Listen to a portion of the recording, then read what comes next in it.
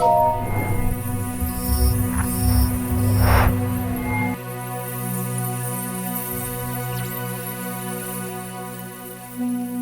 Алланың үйі, ал мешітке келуші Алла тағаланың құтты қонақтары.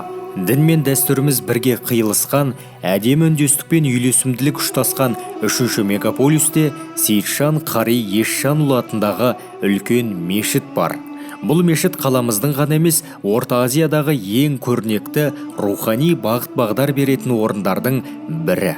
Қонақтарымыз мешіттің теңдесі жоқ ғажап сәулет құрылысы мен қазақи нақыштағы ою-өрнектерімізге куә болып, мұсылмандығымыз бен имандылығымызды паш ететін азан үнін естіп, құлшылықтарын орындай алады.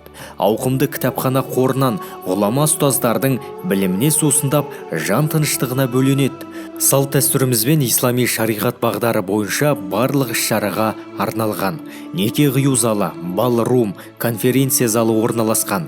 Жас буынның ой-өрісін дұрыс қалыптастыруына, білім нәрімен сусындауына көңіл бөлініп, медресе қызметке қосылуда.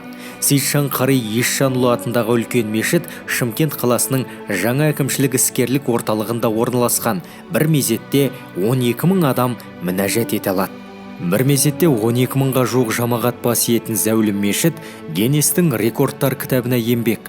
Мешіттің салтанатты ашылу шарасына Құран кітабын жазған тегі қазақ, ислам әлеміне танымал тұлға Осман Тоха, еліміздің бас имамы, жергілікті тұрғындардан бөлек мұсылман елдерінен ғалым, хафиздер, қонақтар көптеп келді.